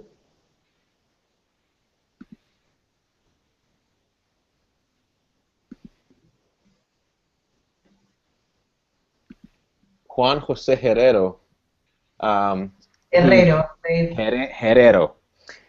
He says that when he's doing dodging and burning, some white spots appear, and he blames his pen. So he asks, "What kind of pen may I use?" Well, without being an expert, I don't think it's your pen at the fault. Probably not the pen, but the pen settings. When you're dodging and burning, turn off the sensitivity to pressure, and also turn off the shape dynamics, which I did. And don't use flow. And don't use flow, yeah. But that's the thing. Flow is a very personal thing. I don't use it, but some retouchers advise swear by it. So it's actually a very personal thing, your settings.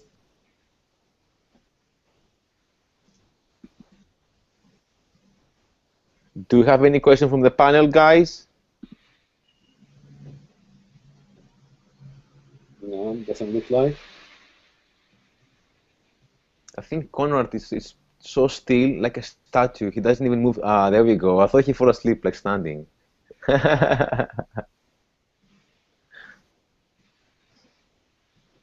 People can't see you guys, right? We can see each other.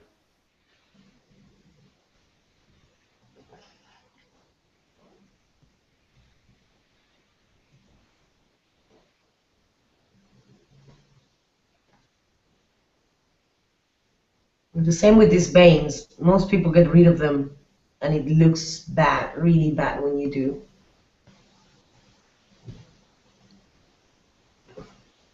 We already over 7 o'clock. I would like to ask any of the workshop attendees have any questions regarding a specific image they may have. Please write us on the chat so we can arrange to be here. Don't we have a group for that? We do have a group as well, yes, indeed.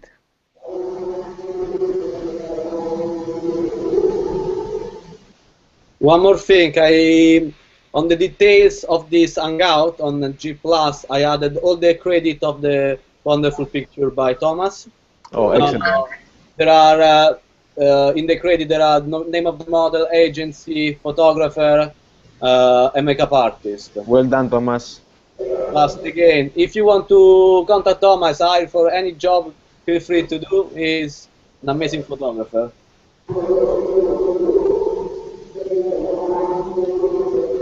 Just pay for the retouching from someone else.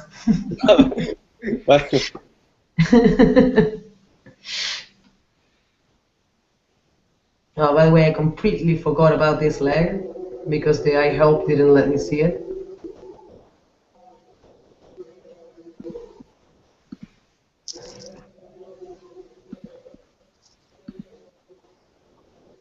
She has really nice skin. I think you're having a crush on her. You said that almost like 4 times already. Well, I always fell in love with the model for like the for the time I'm retouching it. Yeah. Then it goes away. Well, either I fall in love or I hate her. So. Better fall in love than hating her, yeah. Yeah.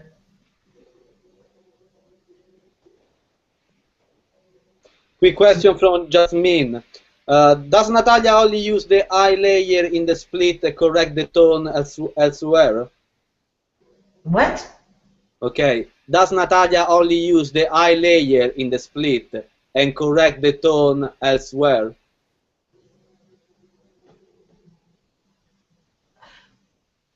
What? What eye layer?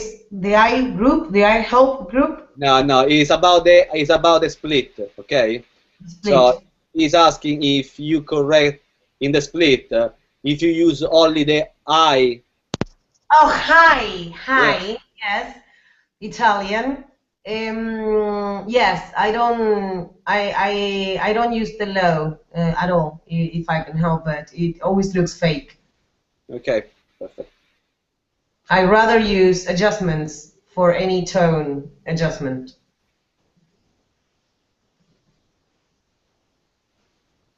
A personal one about your personal work on your JLS images on your website. Did you It use? looks so pretty. Hmm? Sorry, I'm praising myself. Yes.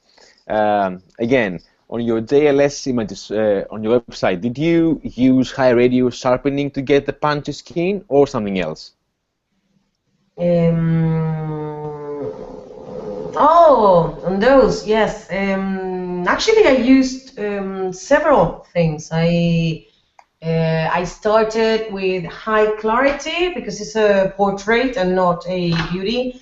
I then use high pass sharpening. I use the negative,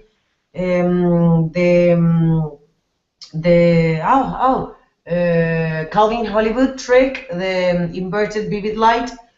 but without using vivid light, because vivid light is so awful and destructive. So just the version with -50 opacity instead of vivid light, you know, with surface blur. If you don't, just ask Mirko for the for the notes. It's there. The fix. It's Robert. So yes, he has it. I think. Talking about Kelly Hollywood, Daniel Forder, which is part of the Kelly Hollywood team, is asking you if you hate to retouch picture with high resolution camera, with 37 megapixel. No, but I'm a freak. I also like retouching hair. So well, the more details, the more megapixel, the better for you. yes, I love zooming in and finding detail everywhere. Serena, yes, this video will be available later on YouTube as well. So just to answer your question. Ahí va. I'm gonna add. So what do you think, Tom? You like your image? Tom is laughing. Can have him without.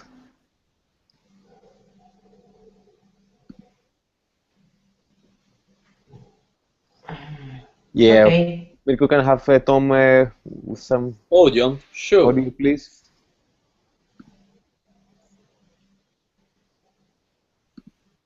Do you think anything else that you would do? Just a second. There's a bit of delay with Tom. Can you? No, I don't hear you. Tom? There we go. Tom? Say something. Okay, sorry, Tom. There was a bit of delay. You are back. Okay. I just don't like the one crease on the dress. Oh, the one I was going to retouch. Yeah, the big one. Yeah. Yeah. That's the first thing I asked about. I really don't like it. And also, I want to ask, like, I would use go down this leg. Yeah. Go down again.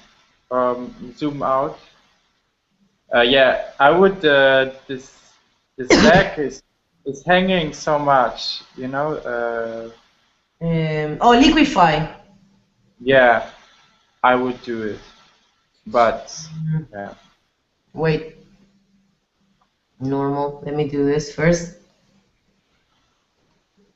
Okay, while you do that, I want just to say hi to Trevor. Hello, Trevor. He's watching us. Okay. Hello, Trevor.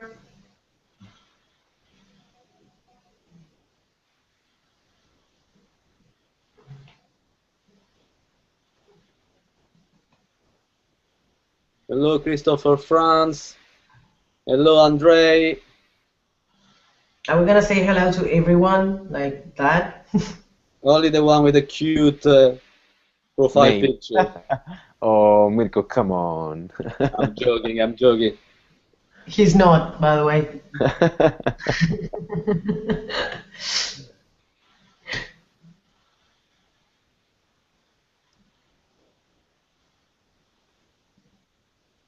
See, I didn't argue with the client. The client's always right. He wants the crease off. No, because there are other people now here. That's why. Oh no, I actually, you can read my note about it. You don't argue with the client ever.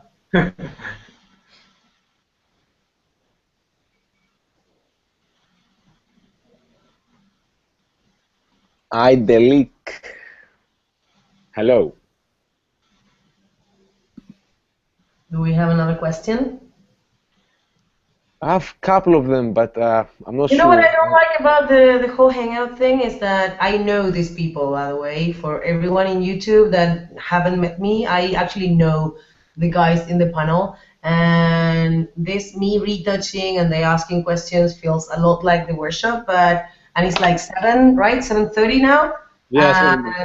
We can't go out now. We can't go to Kicks or have a few beers. Oh, kicks. It's just not the same.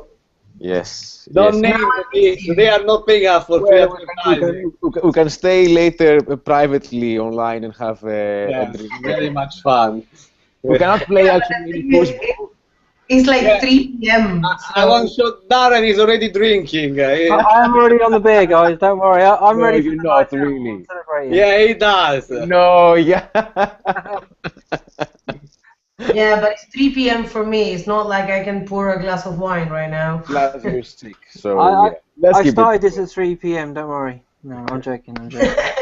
Well, it's 5 p.m. somewhere, right? Always. Always 5 p.m.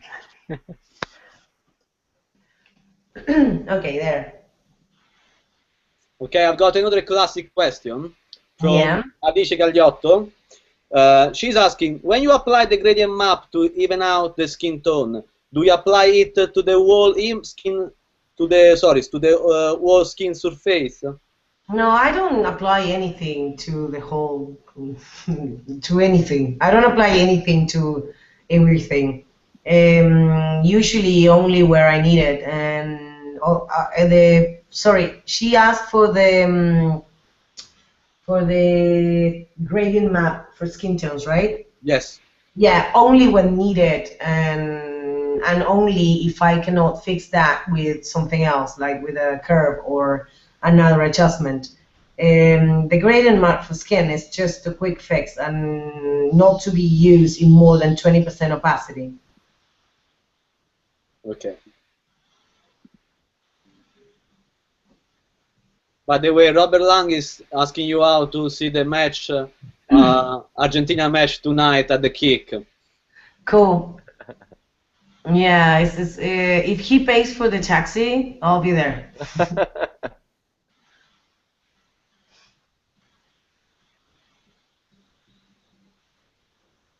Okay, there is a question from Gabbro. He Yes. wants to know how you deal with the vein, with the I don't know if it's the right word, the vein, on the arms and hands. Oh, I leave them. Okay. I mentioned that before. I get rid of whatever called the eye to match in terms of color, but I always leave them because they make. If you take them out, the hand goes really flat and ugly. Perfect. So because he agrees with that. He likes the vein on the hands and arms. So. Good.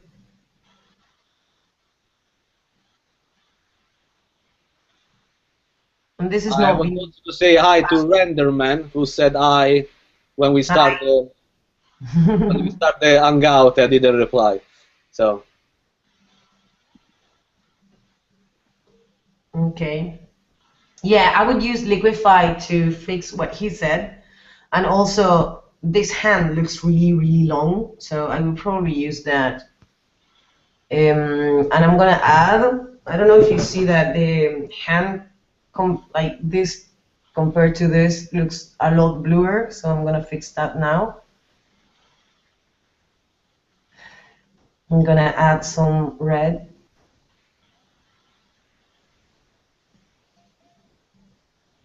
There, and remove some blue. And I'm gonna paint it here. We're gonna stay on live for a few more minutes, so if anyone has any questions, either from the panel or for you that are watching online at the moment, please shoot now. Or forever hold your peace. We will give before finish this. We will give the possibility to any one of the panel to ask a question or to show something of what they did since they came. They attended your workshop, Natalia. Okay, cool.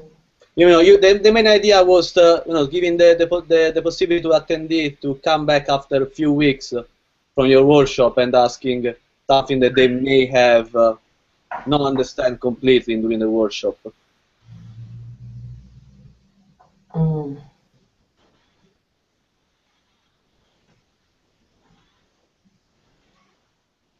Do you think, this is for Tom, by the way, maybe this is the only destructive adjustment I'm gonna do. I'm gonna do it on top, so because if the client changes its mind, I can just get rid of it.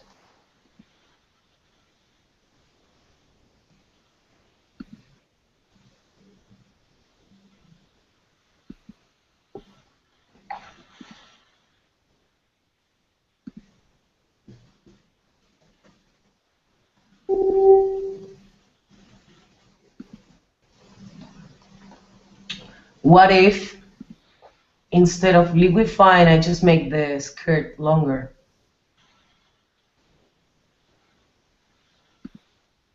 Thomas? Yeah, but now this leg is disabled. No, I know. Yes, I know. I'm gonna mask out anything underneath, like this.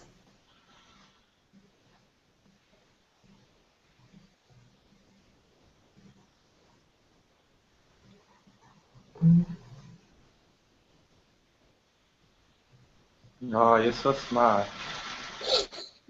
I can't do this.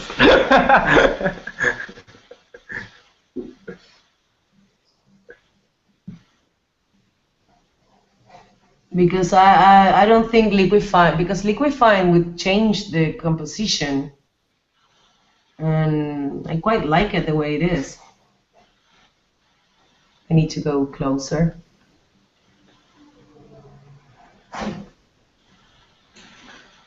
So you select it and then warp, yeah? Yeah, I warped the skirt, and now I'm erasing anything underneath the skirt and keeping the original leg. But now the skirt is covering more of the leg.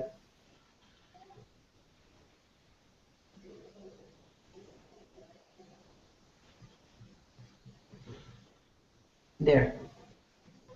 So now the skirt is actually longer. I can, there. And I need to shade it, by the way, like this.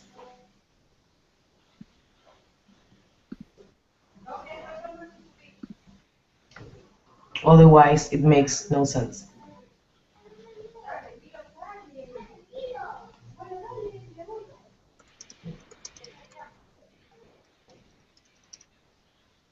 There. Better? Nice.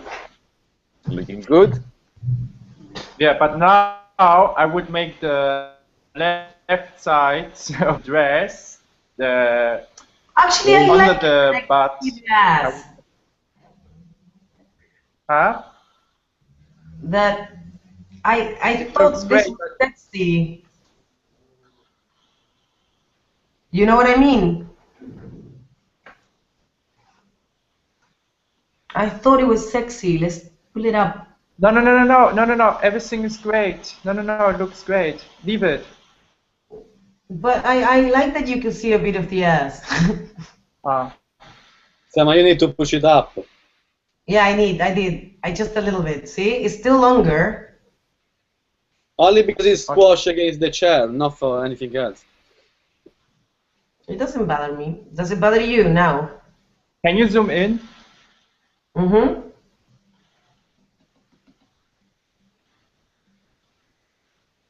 Come on. There we go. Okay. Yeah. Oops. Good. Cool. Let's see if there's any questions from anyone on the panel at the moment. So I'm gonna start with Conrad, actually. Yeah, just a second, guys, because every time. Yes, I know you have a difficulty. Unmute, it take a bit. Conrad? I was going to wonder when Natalie's coming back for another course. In a few months' time, for sure. Oh, we can go to India, Conrad. Or to India, yes. We can take a trip there all together. Yeah, that'd be a nice week away. Okay. Do you have any work that you want to show, Conrad? Not that I've got ready to upload now. Okay. So, thank you very much, Conrad. I'm gonna save the PSD, and Thomas is maybe I can give them the PSD in 72 dpi. Don't worry, I'm gonna talk to Thomas later on. Gently convince, like this. Gently convince him to give us the PDF in low res. Like this. I already saved the PSD. This is a smaller PSD. Okay, that's nothing. I don't feel comfortable putting pressure on him at the moment live. So let's see if he later on offline and we can share it. So back to Alessandro. Alessandro. Okay. Wait, let me show my pretty face so you don't. Oh please. Okay. Yeah. Like, do you want before quickly going on and off with all the folder that you did? Just you know. Oh. A recap. A really quick recap.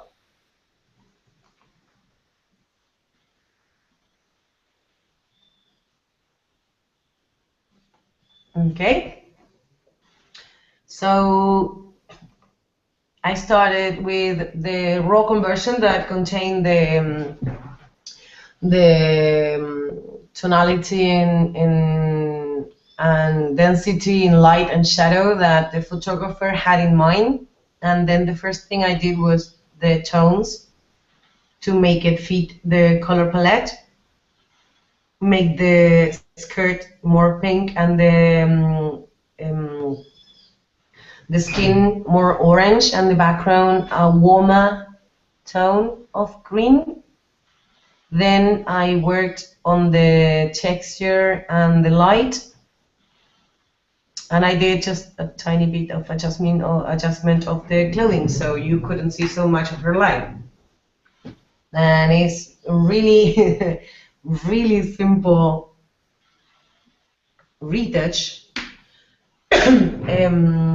but the result is quite pretty, if I might say so myself. You can. Such a pretty image. Okay, now let us see your beautiful face. Oh yes, that's right. And Alessandro, can you hear me properly? Yeah. Okay. Do you have anything you want to show or a question? Yeah, I'm done. I'm okay with the questions, but if I can, I want to show you one picture and tell me what you're thinking about. I'm going to share the Lightroom screen. Tell me if you can see it. Okay. Yes, we can. Okay, this is already the. It's quiet. I don't hear you. Now, did you say something? No, I'm here. Okay. Okay, this is the job accomplished, and this is the raw file, and I've done a very strong retouching here, so on the hair and on the face. And tell me what you're thinking about the job. Okay, the shoot is this. And I want to know what you're thinking about the face. You think it's fake? First of all, I would not crop that much, ever. Okay. No. Okay. No, it's not a crop. It's zooming in, I think. Yeah, it's only a zoom on the face. Oh, so okay. Zoom out and let me see the full image. That's what you did. Yeah. This is the full image and the palette. Because the thing is, you you chose.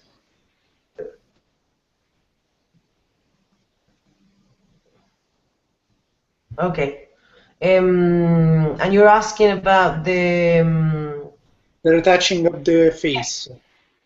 Well, I don't know because I can't truly see texture in the here, like in the screen.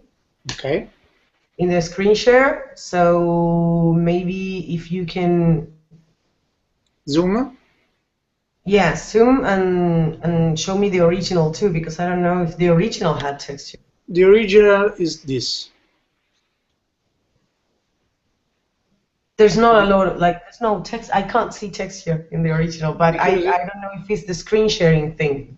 I mean, the quality of the screen information on the screen setting, so it looks, to me as well, it looks pretty smooth there.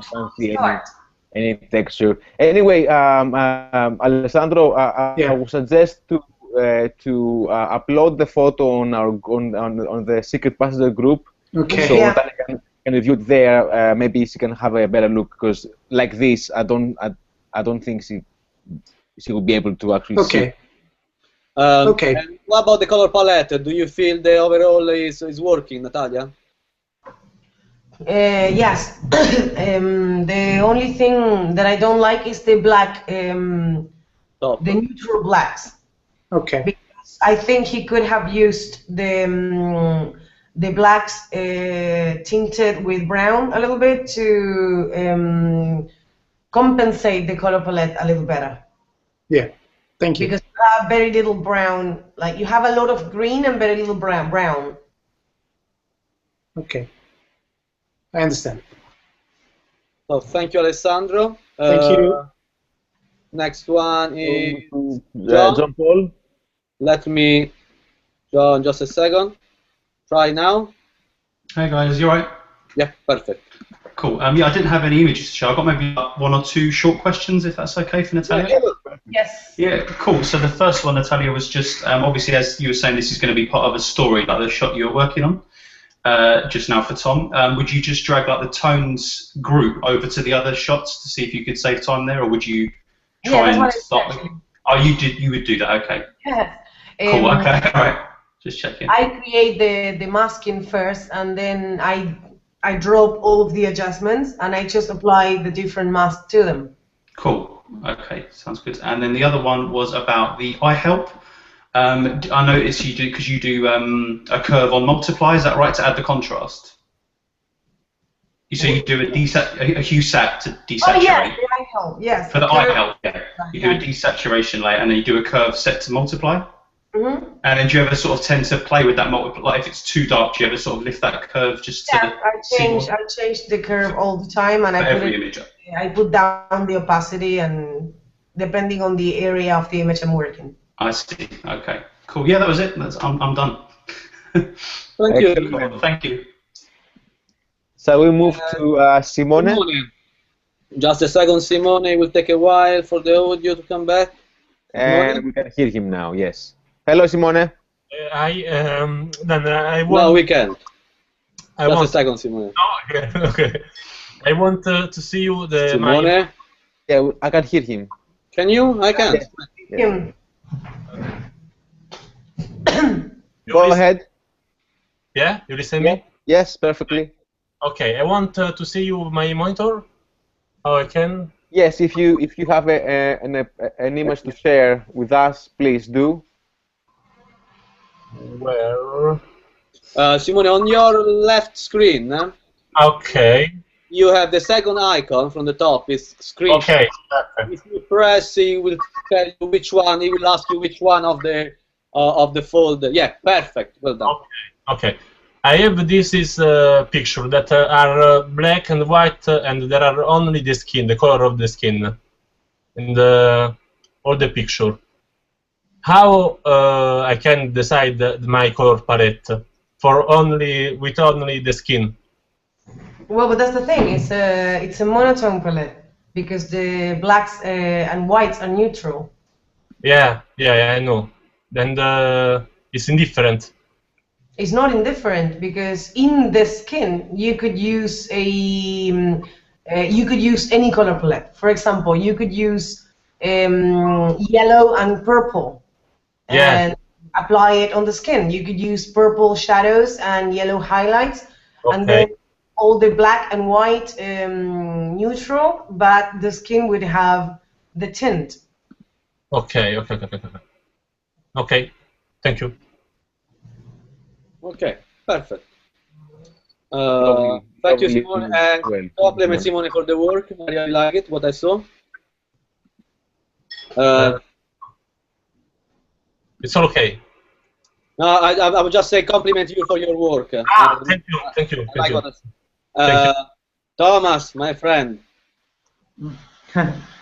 Any question? I don't have any question. I'm very glad that Natalia did one picture, and I see how it looks different. Another one too. Instead of, yeah, so I don't have. I think we've seen a lot of your work today, very close as well. So. Yeah, sorry, I didn't understand really what you guys said. Oh my God, Laura was so still. I thought she was a picture. Yeah, I said that we saw lots of your work today, really close as well, and oh yeah, that was really good. Cool. So we move to Laura. Laura. Yes, thank you, Thomas, again for providing the images. Yes, thank you very much. Thank you, Natalia, and thank you, Boris. Thank you so much. Thank you. Laura, my darling. We need some audio for here. Hello. Can you hear me? We can hear you. Yes. How are you? I'm fine, thanks. No question right now, but it was very interesting. So thank you, Natalia, and thanks everyone else. So in YouTube, are we closed already, or is it open? I think we're still live. Before we close, Ahmed Tico says hi to you, Natalia, from our chat, and I have a question from Havriz70. Do you ever use luminosity mask or saturation mask for whatever like color grading? No. No. No, hue maps and saturation maps are only for like copying other images or understanding other images. So no, because I go by reference. Excellent. Okay. I would like to close with Darren. Yes, please. Darren. Hello. Can you hear me? Hola. Hola. Just a second. It's not fair. Everyone's got the thingy, the train to create thingy. Yeah, you didn't pay for it, so you didn't get it. Yeah, well, you have to pay extra for that. You see, they charged me £100 just for to have that on the bottom. I don't know. I think it's good value for money, to be honest. That was per hour. Oh, sorry. How long have we been here? Oh, I better go. It's been really interesting, Natalia. We always, I think everybody, I speak for everybody. They sort of love your work, your workflow, and your sort of your take on it. Very pragmatic, the same process over and over again. And I find it very, very useful every time we see it. Refreshing little tips. If I repeat it enough. One day we will all remember. Yeah. Exactly. Yeah, well, one day even Theo will get it. No, yeah, I don't doubt it. I think I need a century of Natalia brainwashing my head to get everything. So yeah, silly. Okay, I just want to, before closing up, a couple of things. I just want to remind that this was our first Hangout ever. So thank you for the patience. We had a few difficulties, as you have experienced. Anyway, thank you for being patient. Thank you for everybody who has joined us in the chat. And I'm sorry that now the student could join in because there was a limitation on 10 people. So next time probably we have a different panel. So everyone, have a lovely evening. enjoy your evening, enjoy the match for the football fans, and it was a pleasure. Have a lovely night. Thank you, guys. Thank you, guys. Thank you. Thank you, guys. Thank you. Bye. Bye. Bye, guys. Ciao. Ciao. Bye. Bye. Ciao. Ciao, ciao. Ciao.